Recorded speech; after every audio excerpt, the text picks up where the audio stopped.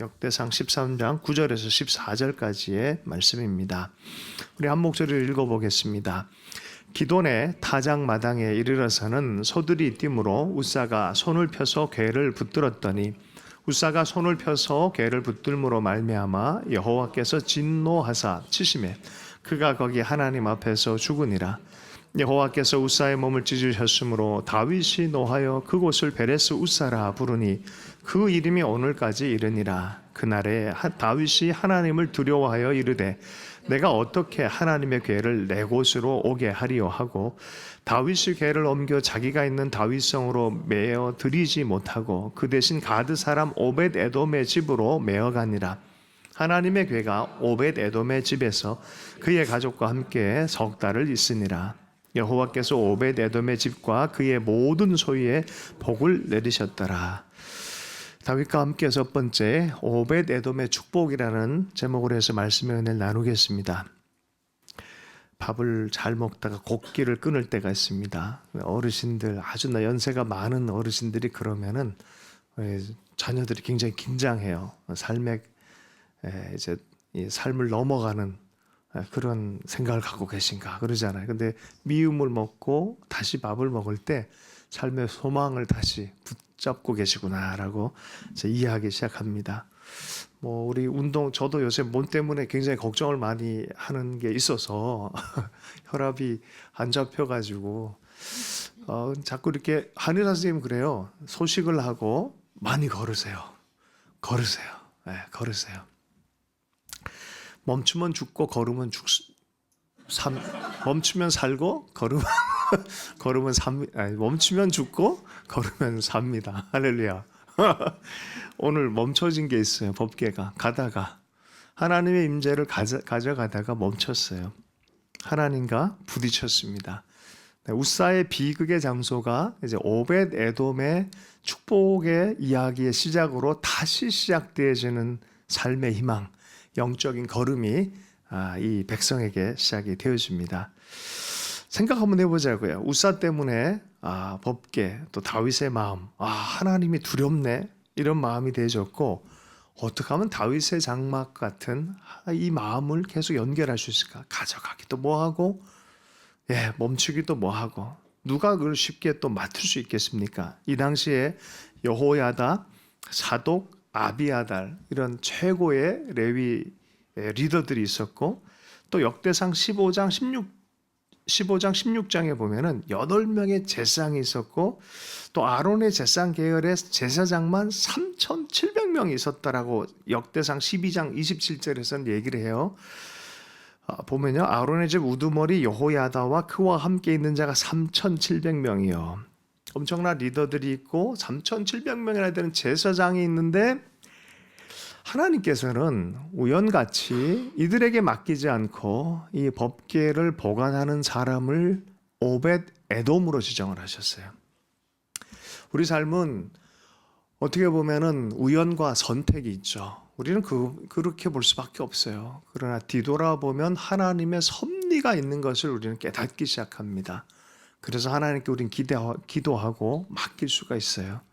우리는 하루하루 잘 몰라요. 내일 잘 몰라요. 그러나 내일을 알고 계신 하나님께 우리 삶을 맡길 수 있는 이유가 여기에 있습니다. 어쨌든 우연처럼 해프닝, 안타까운 일 때문에 죽음의 사연 때문에 오벳 에돔은 자기 집에서 이 법궤를 맞이해야 되는 운명이 됐습니다.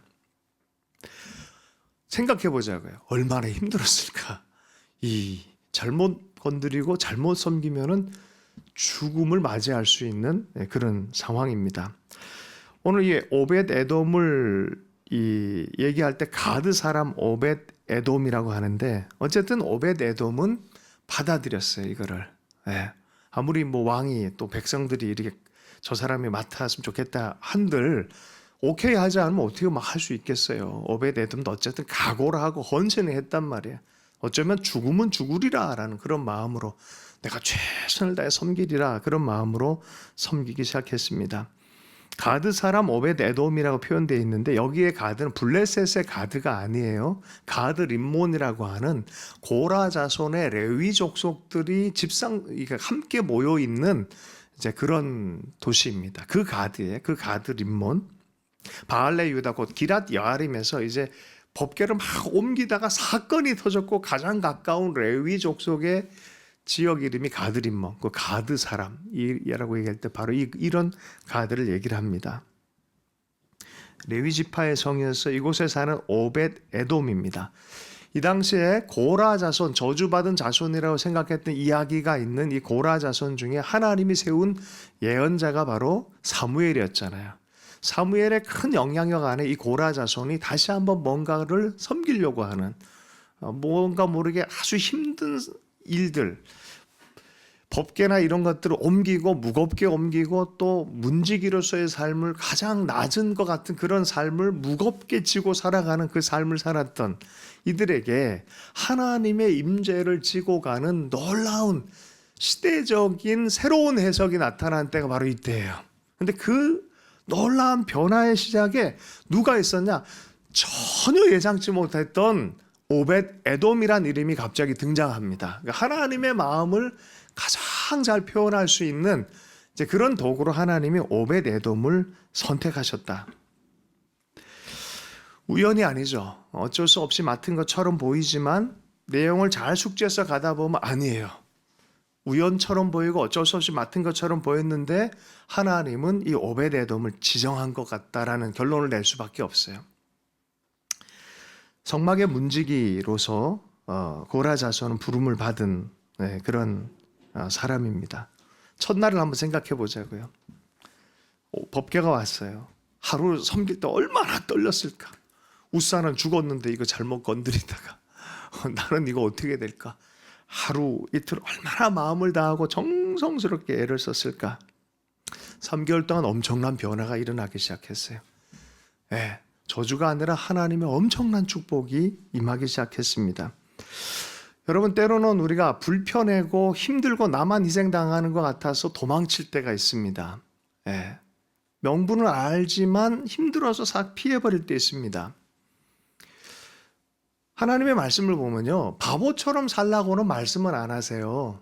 지혜롭게 살라고 말하지만 때로는 바보처럼 희생해야 되는 걸 요구하실 때가 있어요.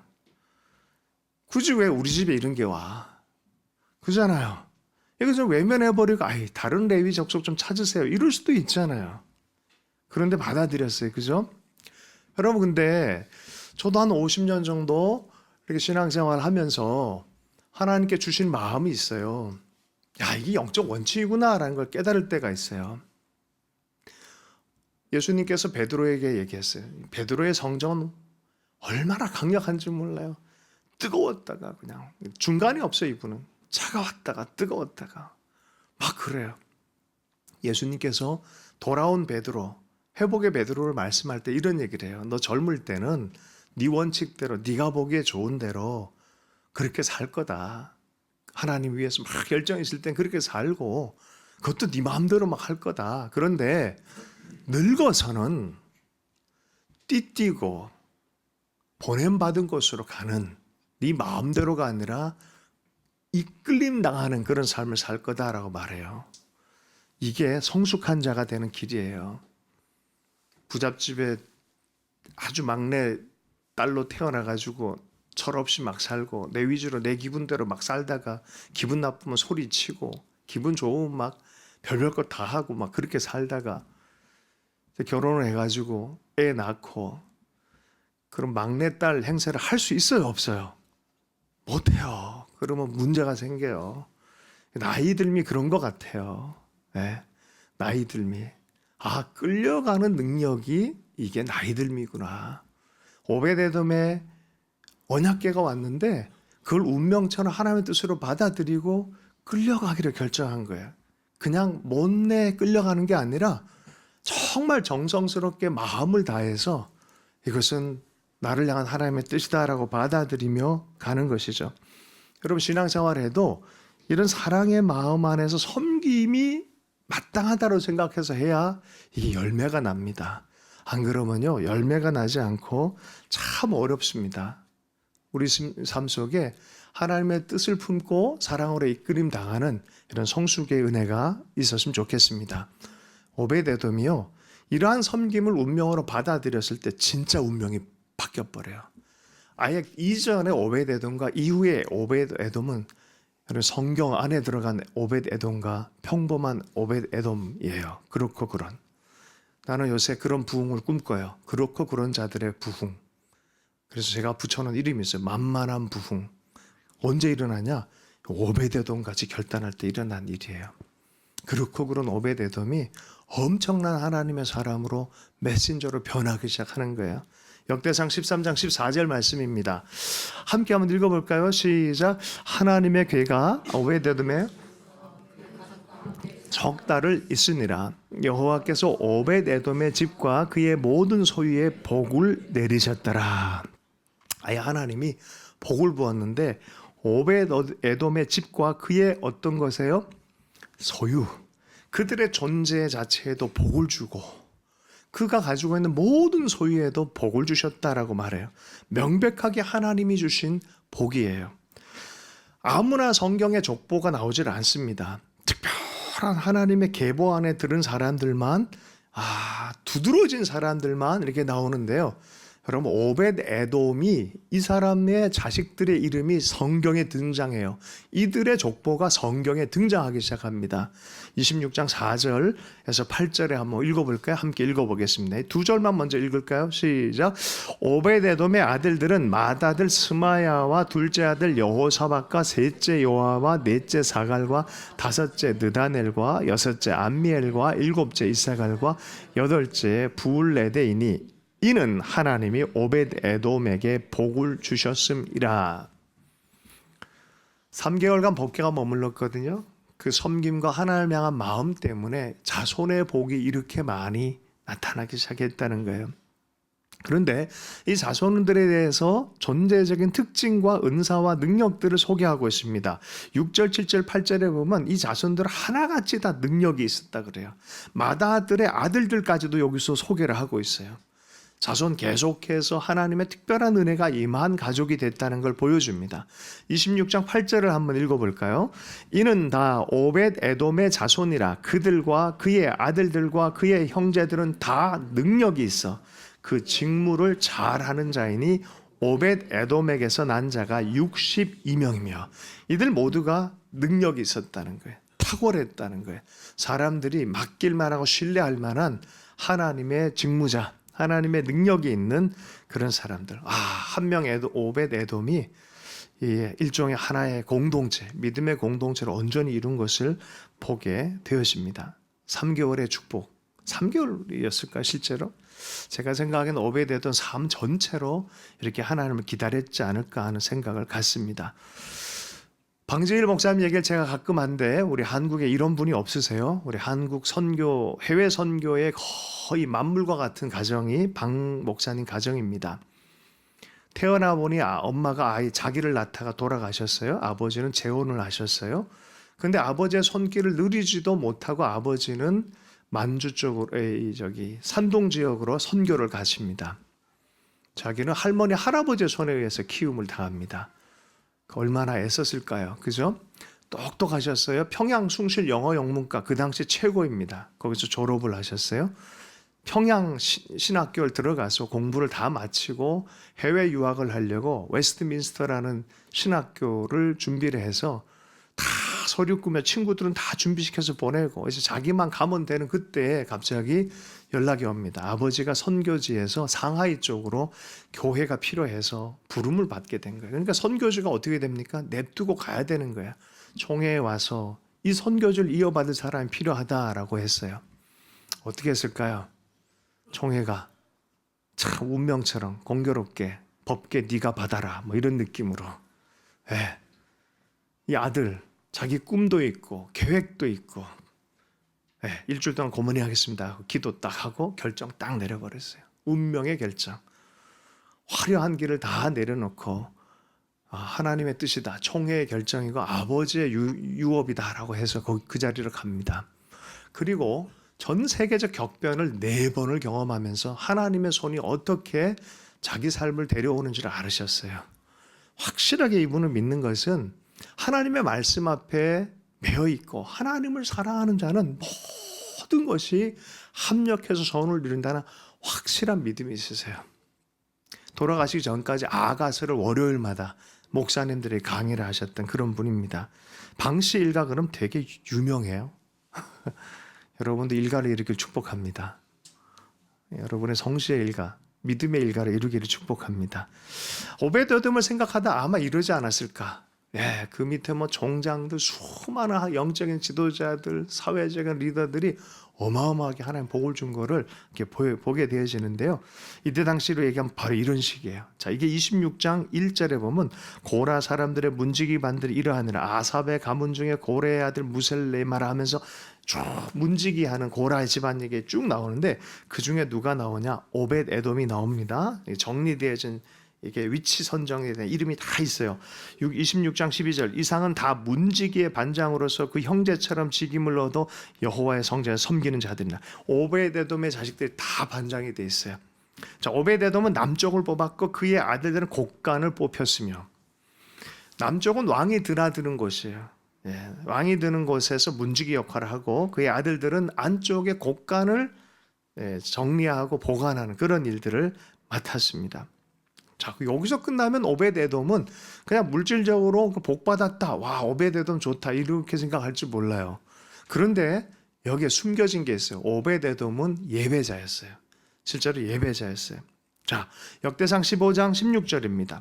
사도행전 15장 16절 다윗의 장막에 대한 얘기가 나오는데 역대상 15장 16절은 보면은 오벳에돔이 예배자라는 얘기들이 등장하기 시작을 해요. 한번 볼까요? 15장 16절 한번 읽습니다. 시작. 다윗이 레위 사람의 어른들에게 명하여 그의 형제들을 노래하는 자들로 세우고 비파와 수금과 재금 등의 악기를 울려서 즐거운 소리를 크게 내라 하며 법궤를 가져오자마자 처음으로 이 예배자들을 세워서 하나님을 예배하는 것을 시작합니다. 자, 그 문장 바로 밑에 보면은 그 대장으로 누굴 세웠냐? 헤만, 아삽, 에단, 레위 족속의 예배 리더를 세워요. 그리고 그 바로 버금 대장과 같이 거기에 준할 정도로 그 밑에 몇 명의 리더를 세워요. 예배 리더를 세웁니다. 자, 이 구절은 우리 다 함께 읽어야 돼요. 15장 18절입니다. 함께 읽습니다. 시작. 그 다음으로 그들의 형제 스가랴와 벤과 야시엘과 스미라목과 여히엘과 운니와 엘리압과 브나냐와 마세아와 마띠디아와 엘리블레후와 믹네아와 거기서도 그 다음에요 문지기 오벳에돔과 여미엘을 세우니. 이는 문지기이면서 누구였어요? 예배 인도자였어요. 그것도 탁월한 예배 인도자였어요. 민족 전체를 대표할 만한 예배 인도자였어요. 성경을 자세히 또 살펴보면 재미있습니다. 이 오벳에돔은 궤 앞에 문을 지키는 사람일 뿐만이 아니라 이 사람의 역할은 비파와 수금을 타는 자다라고 표현하고 있어요. 이게 역대상 16장 5절이에요. 비파와 수금을 타면서 민족 전체를 예배하게 하는 예배자였다는 거예요. 문지기면서 예배자입니다. 아삭과 헤만, 에단 다음 위치에 14명의 찬양 인도자 중에 한 명, 국가적인 찬양 인도자인 거죠. 이제 조금 더 이 오벳에돔의 갈망을 좀 더 우리 좀 깊이 이해하는 장소로 갑니다. 이분은 법궤가 왔을 때 어이구 우리가 왜 맡아 이랬을까요? 아니요. 적극적인 섬김으로 갈망이 있기 때문에 어떻게 보면 위험도 감수하면서 하나님을 예배하고 하나님을 더 존중하기 위한 그 마음으로 품어 안기 시작했을 뿐만이 아니라 이 법궤가 가는 그곳에 문지기로 올 뿐만이 아니라 어떻게 해요? 그 법궤 바로 앞에서 예배 인도를 하는 그런 갈망이 있었던 사람이에요. 누군가가 은사가 있고 역사가 일어나는데 원하지 않으면 세울 수 없어요. 오늘 예배팀들 할렐루야. 다 원함이 있어서 서는 거 아니겠어요? 그죠? 하나님을 예배하고 싶은 마음이 없다면 절대로 은사가 있었다고 해도 안 세웁니다. 그죠? 공동체가 알았던 거예요. 오벳에돔 세워라. 법궤 맡았던 그 오벳에돔 세워라. 문지기 바로 성막 바로 앞에 세우고 그리고 예배할 때 법궤 바로 앞에서 예배 인도자로 세워라라고 말하는 거예요. 그의 갈망을 본 거예요. 오벳에돔은 그냥 법궤만 맡은 사람이 아닌 것이에요. 여러분 하나님의 일에 이 열망이 이루어지지 않기를 바랍니다. 네. 그래서 시편 84편에 보면은 84편을 보면 고라의 자손의 시라고 되어 있는데 되게 아름다워요. 오늘 아까 전에 우리 예배 인도하는 우리 진 목사도 이걸 암송했는데 참 아름다운 시편이에요. 나는 아무리 봐도 이게 오베데돔이 쓴 시 같아요. 왜냐하면 문지기 역할과 예배자 역할을 다 써놨어요. 그래서 요거는 오베데돔이 쓰지 않았을까라는 그런 생각을 살짝 해봤어요. 밝혀지진 않았어요 아직까지. 그렇다고 좀 가정을 하면서 한번 들어가서 한번 읽어보도록 하겠습니다. 84편 10절의 말씀을 함께 한번 읽어보겠습니다. 시작. 주의 궁정에서의 한 날이 다른 날에서의 첫날보다 나은즉 악인의 장막에 사는 것보다 내 하나님의 성전 문지기로 있는 것이 좋사오니, 바른 것을 얻은 부요함에 대해서 세상의 악인의 장막에서 거하는 것보다 하나님의 임재가 있는 그 성전 문지기로 내가 별거 아니어도 그 임재만에 머무는 그 자리가 나는 훨씬 낫다는 거예요. 갑자기 김광호 목사가 생각나요? 김주 권사님이 청년 비전이 뭔가? 빌딩 4채의 BMW요. 그랬는데 하나님을 아는 BMW만 한 100채 정도는 가질 수 있는 권력의 사람이 갑자기 한마디를 하셨어요. 청년, 그게 꿈인가? 도대체 저 할머니의 꿈은 뭐예요? 하나님의 임재, 하나님을 사랑하는 거. 하나님을 사랑하는 거. 그거에 뒤집어져 가지고 이 형제도 지금은 주님의 문지기로 사는 게 좋사오니, 이런 마음 우리가 잘 알잖아요. 그죠? 84편 1절 2절 우리 함께 한번 읽어보도록 하겠습니다. 함께 읽습니다. 시작. 만군의 여호와여, 주의 장막이 어찌 그리 사랑스러운지요. 내 영혼이 여호와의 궁정을 사모하여 새약함이며 내 마음과 육체가 살아계신 하나님께 부르짖나이다. 우리 하나님이 그렇게 사랑스러운 거예요. 인생도 하나님을 향한 특별히 믿음도요, 이 사랑의 눈이 열렸을 때 비로소 우리는 생명과 연결되어진 경험을 합니다. 그래서 사랑하면 알게 되고, 그 다음 어떻게 돼요? 알면 보이나니 보인 후에 보는 것은 이전 것과 같지 아니하더라. 하나님을 사랑하는 사람들은요 전혀 다르게 보인다니까요. 같은 지구, 같은 달, 같은 우주를 봐도요 천동설과 지동설은 다른 거예요. 다른 거예요. 삶을 전혀 다른 해석 방식으로 살아가는 거예요. 신앙생활은요 힘들게 하면 안 돼요. 기쁨으로 희생할 줄 알아야 돼요. 섬김이 있어야 돼요. 사람 사랑이 무엇인지 알고 하나님 사랑이 뭔지 알아야만 이게 힘듦이 없는 거예요. 그죠? 우리가 보기엔 오베드 에돔은요 되게 힘든 거거든요. 막 지고 가고 막 신경 쓰고, 왜 또 저기 앞에 문지기만 하면 되지, 왜 또 궤 앞에서 저거까지 하나, 이런 마음이 들잖아요. 그런데요 오베드 에돔은요 그게 즐거운 거예요. 보람이 되는 거예요. 임재를 빼앗기고 싶지 않다는 거예요. 나 그 자리 빼앗기고 싶지 않다라는 거예요. 저 좀 써주세요, 이런 거예요. 나 임재의 가장 중심에 있기를 원합니다라는 거예요. 저 좀 써주세요. 할렐루야. 1907년 바로 전에 미국에서 존 스톤이라는 선교사, 목사님이 와서 한국에서 설교를 합니다. LA 지역에 1906년 어근에 아주 허름한 곳에서 애꾸는 흑인 목사가 시작해진 기도 운동이 부흥이 일어났다. 인도에는 카시아 지역에서 부흥이 일어났다. 웨일즈 1904년도에 부흥이 일어났다. 누가 조선에서는 반응을 하겠냐? 1907년 전이에요. 앞에 있던 할렐루야. 앞에 있던 장로님이 한 명 손을 들고 일어났어요. 제가 하겠습니다. 그리고 지체들 한 명 한 명이 자꾸 일어났어요. 내가 하겠습니다. 바로 이 교회는 장대현 교회였고, 거기 있었던 장로, 손든 장로는 길선주 장로예요. 누가 이렇게 오벳 에돔과 같은 삶을 살 것인가? 참된 복이 무엇인지 살아가게 시대의 복을 열어가며 임재를 사모하는 사람이 될 거냐? 만약에 묻는다면, 다윗 장막이란 책을 쓰셨던 우리 작가, 세계적인 작가가 왔을 때 저랑 교제 나누다가 그랬었어요. 너 뭐 원하느냐? 그러더라고요. 어려가지고 잘 몰랐어요. 그냥 기도해 주세요. 그랬거든요. 오벳에돔에게 하나님 물으셨던 것 같아요. 너 뭐 하느냐? 저는 문지기 안 빼앗기고 싶고요. 저는요 궤 앞에서 예배하고 싶어요. 그랬던 것 같아요. 여러분 뭘 원하십니까? 어떻게 살기 원하십니까? 하나님이 너 뭐 원하냐? 라고 물을 때 여러분 어떻게 하시겠습니까? 저를 따라서 한번 할까요? 하나님 이 시대에 오벳 할렐루야 오벳 에돔으로 예, 제 상태가 그래요. 네. 그래도 하나님 써주십시오. 그렇게 우리가 결단하면서 기도해 좋겠어요. 한번 해볼까요? 하나님 저를 오벳 에돔으로 사용해 주십시오. 아멘, 아멘. 깊어진 오벳 에돔이죠. 임재를 깊이 또 더 깊이 경험했어요. 예.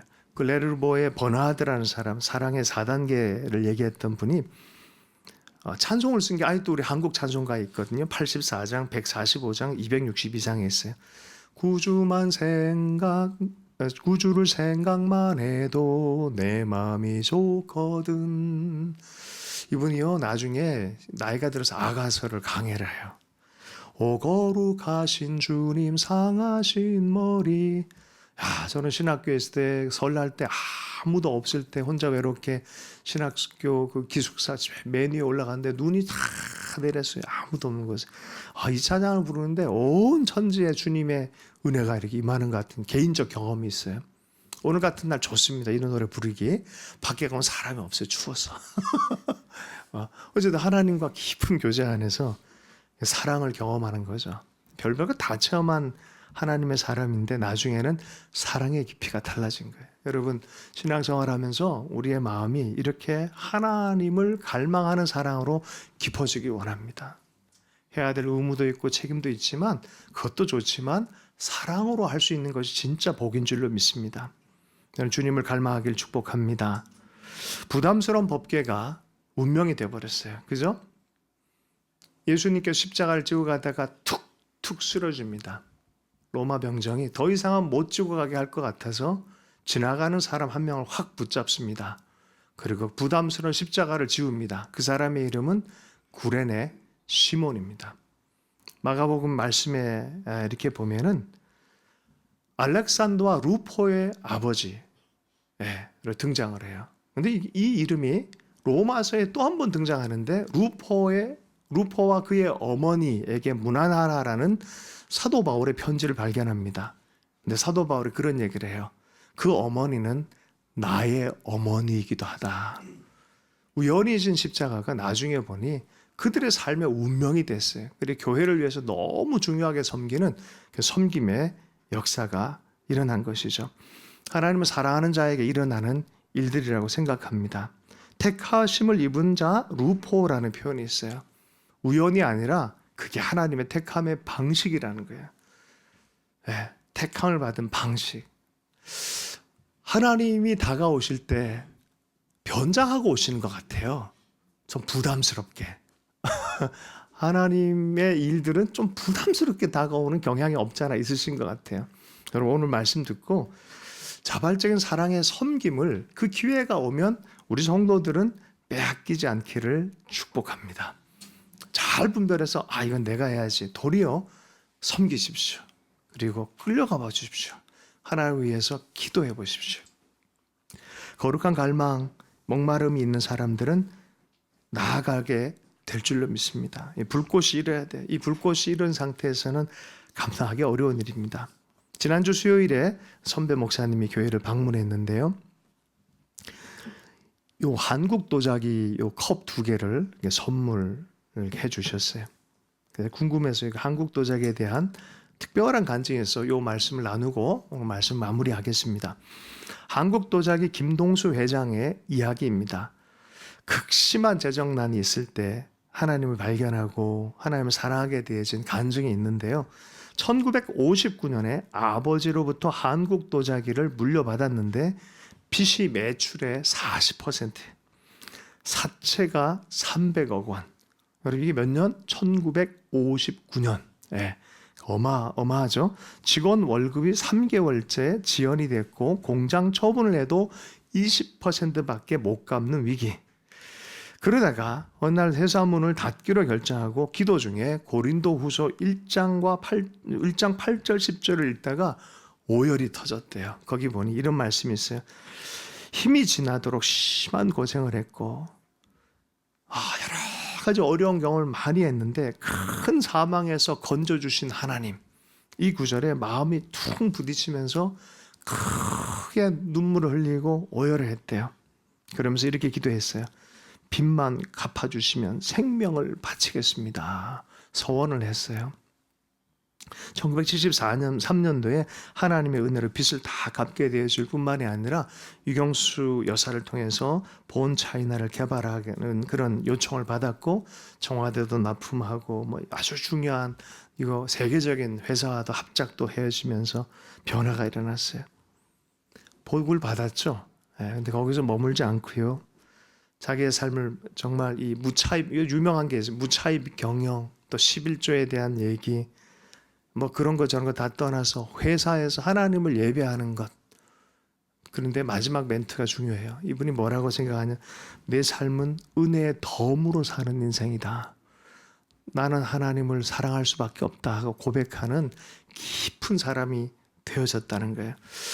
오벳에돔에 일어난 복의 사건 때문에 6걸음 가서 다윗이 예배합니다. 예전에 왕복을 입고 예배를 했는데 지금은 왕복을 벗어던지고 모시 옷을 입고 예배자의 옷을 입고 예배하며 뛰어 춤춥니다.